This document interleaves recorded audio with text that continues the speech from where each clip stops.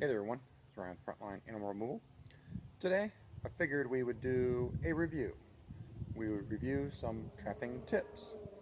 So I'm going to show you some traps and some tips on how to get the critters into your cages. Because the traps don't do you good unless the critters get into the cages. The one thing you must always remember about wildlife, it is completely voluntary for the animal to enter the trap. You just have to make it enticing for them to go in, otherwise it doesn't do you any good. So let's take a look at our standard trap that everyone's familiar with, which most people can go to the store and buy. There's many traps that I use that aren't commonly available at the stores. I'm not going to talk about those. I'm just going to talk about the most common trap. So here we have the most common trap. It's a standard gravity action trap. It's got a pedal or a treadle or a trigger pan or pan, whatever you want to call it. That's how it triggers the trap. This one happens to have a back door that you can slide up and down. You undo this handle, it slides up. Some people like that for putting bait in the trap, but it's not very important. And the way these traps function, you have a little catch here. This is to lock it in case the trap rolls over. You get the bar here, which actually holds the door closed. So this gets lifted up, this bar gets pushed back, and then the door opens. Whoops. It's easier to do with two hands, but I'm doing with one hand. And then right there, that little metal thing in the middle that's blurry, that's the catch. Some people call it a dog. And now the trap is set. And on these standard type traps, the door sticks out. You have to take that in consideration if you're trying to put it up against a hole. Now another thing you may notice that this trap is mounted on an old piece of wood. I mount my traps on wood for two reasons. One, it keeps the mess in the trap because the trap has a mesh floor and animals are going to go to the bathroom in there. And number two, with raccoons and skunks, they dig. They can reach their paws through that wire mesh and they will dig. And they'll bring dirt and whatever materials they can reach under the trap or even through the sides of the trap into it. Now this trap has extra wire added to the side to prevent them from getting their paws out. Most traps may not have that. So here's an example. This trap does not have the extra wire, and I can easily fit my thumb through the side. So if a raccoon or skunk were in here, they could reach through. The other reason why we mount the trap on the board is to protect roofs, because these traps go on roofs. So if you're going to put a trap on the roof, make sure you anchor it to the roof so it can't slide off, because somebody could get hurt. And if the trap slides off, the animal that's in there could get away because the trap will probably get damaged and the door may open. Also, because these animals dig and claw, they will try to dig at the roof underneath and damage the roof, maybe even put holes in it. So that is why we have boards. But let's take a look at the trap. Now normally, you place your bait in the back of the trap where this plastic baggie is. And you want to get it to the back so the animal has to enter in through here. Hopefully they step on the pan to reach the bait. You can use whatever you want for bait. Now, for instance, a raccoon, they pretty much will eat about anything, so anything you can put in there, they will be attracted to. What raccoons typically like are sweet stuff and savory stuff. So protein or meat-based, or sweets, cookies, cakes, donuts, fruits, anything syrupy sweet or protein based. Now, raccoons are highly intelligent. What I mean by highly intelligent, there isn't too many animals on the planet that are much smarter than a raccoon. And I think raccoons are smarter than many people. Many raccoons know that a trap is a bad deal and they will avoid them. They also may have been trapped before and definitely know to avoid them. Some of these raccoons have figured out how to get the bait out of the trap without getting caught. Now this trap has extra narrow wire on the back to prevent the raccoon from reaching the bait. But some of the more basic traps on the market do not have any protection over there. Let's see if I got one of those traps. I do.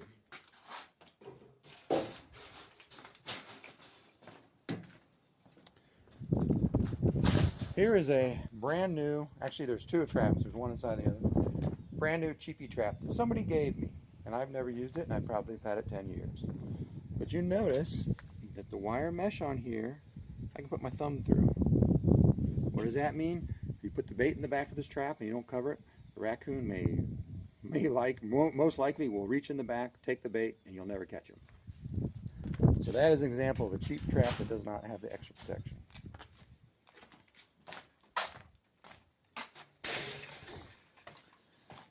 Now, one of the objects to get the animal in the cage is the bait. But the most important thing is they got to step on that pan. Because if they don't step on that treadle, that trap's not going off. Now that pan, this trap has been used a lot. This trap has held, I don't know who knows how many raccoons. That pan's kind of rusty because there's been so many animals in there, they wore away the galvanizing on the metal. So this trap is very effective for me. And that pan has been stepped on many times. But you notice it sits up a little bit, and it's not very big. So there are tricks to get the animal to step on that. Many raccoons will enter, they will step over the pan to get to the bait. So you got to take their attention off that pan. So one of the tricks that we use is we use a metal bar. And we take the metal bar and you stick it through the cage like so. You want to put the metal bar about halfway up the trap, a little bit in front of that pan. See how I got it situated? And what does this do? Well, when the raccoon comes into the trap, he has two options. He can go over the bar to get to the bait, or he can go under the bar to get to the bait. And if he goes under the bar, he's going to be squeezed between that pan and the bar, and he's likely to push on that pan and set the trap off. And if he goes over the bar to reach the bait, he's got to stretch up and over the bar, and he's likely to steady himself on that pan, therefore increasing the likelihood he's going to step on it. It is a trick that we use a lot of times when we're having trouble with bait stealing raccoons. Another little trick that we'll do is to get the animal to not focus on that pan and focus on the bait, is we use a little cage like this. Now this is just a piece of scrap wire. It doesn't have to be exactly like this. It could be, some wire like this. It could just be a string that you stick through the bait, and you want to hang that bait either on the top of the trap like that, or you want to hang it on the inside, on this back, on the inside. And what does that make the raccoon do? It makes the raccoon have to reach up to reach the bait, or reach out to reach the bait. And because the bait is inside a little cage where he can't just easily grab it and run away, he's got to work at it. If he has to work at it, he's going to lose attention on that pan, and he's more likely to step on it. So those are a couple tricks to get the raccoon to step on the pan. Another trick you can do, and this isn't as common as it used to be, but some people have soup cans because they have cans of soup in their house, or beans or corn or whatever. You take an old soup can, preferably a little one, maybe one of the small ones, and you wire it to the back of the trap so it sits up inside. So then the raccoon has to go through and put his hand down inside that can. I don't know if I have any traps with cans in them. I don't think I do. And that is just another thing to get the raccoon to focus on and take his mind off that pan. Now, those are tricks to get the animal to take his mind off the pan and step on it. Another thing that we do, see this piece of trash in the trap? It's little marshmallow bag. A lot of times I put my wrappers from bait and snacks in the back of the trap. They kind of blow around the breeze, and because they're wrappers from food, because that's a marshmallow bag, they're going to have food scent on them. Raccoons are dumpster divers. Dumpster divers go into those dumpsters and they look in the empty containers looking for food. Raccoon sees the food bag in there. He doesn't know that it's a food bag, but he smells the food on it, and he's going to go to the back of the trap and he's going to paw around on that piece of garbage hoping to find some food, and doing so he will take his attention off the pan and step on it. So those are tips to get the animal to step onto the pan. Do they work? Yes. Do they work all the time? Not all the time. That's why I have several tips to get them to take their attention off that pan. You might only need to do one of the tips. You might have to do them all to get that raccoon to step on the pan. There's another thing you can do if the raccoon is apprehensive to enter the trap. Because one thing I always do, I place bait here at the front. I want them to get a taste. I place the bait here. They get a little taste of that bait. They're like, ooh, that is yummy. And they know there's more bait in the back. So you get the taste, and that encourages them to go in. And by placing the bait at the front of the trap, if that bait's disappearing, I know they're not stealing the bait at the back of the trap. I know that they are trap shooting, and they are afraid. And there are ways to make them less afraid about going into this cage. One thing you can do is you can take a towel, usually like a hand towel will work, and you lay it all the way in, you lay it up onto the ramp. So you got this nice, soft, cushiony surface. Because raccoons have sensitive paws. They don't like stepping on the wire sometimes. And it will camouflage the pan. Another thing that we do is we do something like this. Raccoons, skunks, and possums, they're all cavity dwellers. They like going inside of cavities. When you wrap a cage, you cover it up, you now have a cavity. Now this one, I left the back open. That way they can see and smell the bait, but they can't get to it. They come over here, and the door's open, they can go right in. And because this creates a nice little shelter, they're less likely to go into the trap.